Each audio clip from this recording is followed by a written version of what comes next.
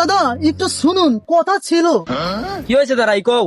আসলে দাদা ওই যে শুনলুম আপনাদের বাংলাদেশে পাবনায় নাকি একটা পাগলা গারদ আছে। হ আছে তো। আসলে দাদা ওখানে একটা সিট খালি হবে নাকি? আমার খুব ভীষণ দরকার দাদা। কে তুমি কি ভর্তি হবে নাকি? কি বলছেন দাদা?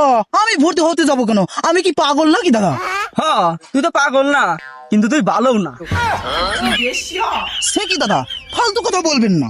যাই হোক, কাজের কথাই আসি। ওই যে আমাদের দেশে সুবিন্দু আছে না, ও শালা পাগলা কুতার গুখে পাগল হয়ে শালা আবুল তাবুল বকছে। কি যে বলছে শালা কিছুই বুঝতেছি না। আমরা তো বুঝতেইছি না, ও শালাও বুঝতেছে না। তো আমরা কি করি পারি রে? আপনারা অনেক কিছু করতে পারেন দাদা। আপনাদের দেশে অনেক পাগল ভালো হয়েছে দাদা। আমাদের এই সুবিন্দুকে নিয়ে কিছুদিন রেখে এ শালাকে যদি একটু ভালো করে দিতেন দাদা, খুব উপকার হতো দাদা।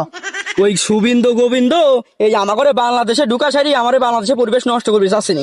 তোর একটা বুদ্ধি দিবির বাড়ি ফিরিতে, তুই ওই গরুর গোবর খাওয়া গা, আর হচ্ছে গেন গরুর মুত ওই গোবরের সাথে বাইটি খাওয়া গা, তাই ঠিক হওয়া যাবে না। যা এই যে খুব ভালো লাগলো দাদা। 1000 বার পিছন মারা খেয়েও এসলেও আপনাদের কাছে এই জন্যই আসি দাদা। আপনাদের কথাগুলো খুব ভালো লাগে দাদা। কি সুন্দর পরামর্শ দেন দাদা, আমার কাছে খুব ভালো লাগে দাদা।